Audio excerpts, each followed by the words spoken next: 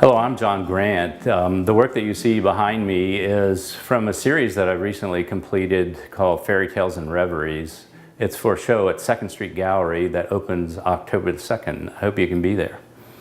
I started working on this body of work about a year and a half ago, and at that time there seemed to be a convergence of both my instinct and also my technical capabilities to do the kind of work that you see. And also I realized that most of the photography that I was seeing, and certainly it's the fact that photography by and large is documentary. It's set up to be that way technically, and it's done so well that I wanted to see if I could move things along a little bit, at least for myself, and change it into more of an expressive medium. Frankly, it's much, you're absolutely correct, it's much more psychological. I had to put a lot more thought into each image. I would find myself walking and being totally preoccupied with, constructing an image in my head. One of the things that I realized as I was doing it, there were tons of failures. I would have something in my head, I would try to put it together, and it just was a total failure. It didn't work at all.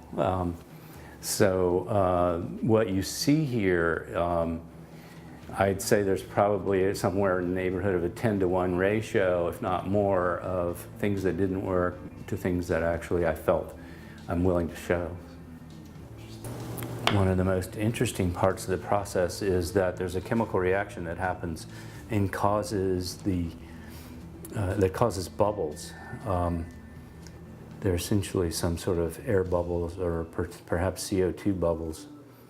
And the way that you get that out is the most exciting and dramatic thing of the day.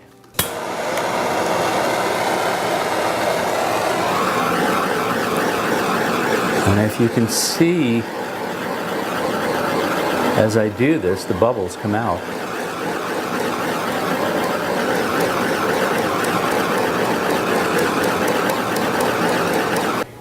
The thing what I'm trying to express with this work is something that came from a deep place inside of me, not to be maudlin about it, but what I'm exploring is the animus that we all have. I'm interested in what it is that animates us, and that is, I'm talking about life, when we come into life and when things leave life, and the passage in between.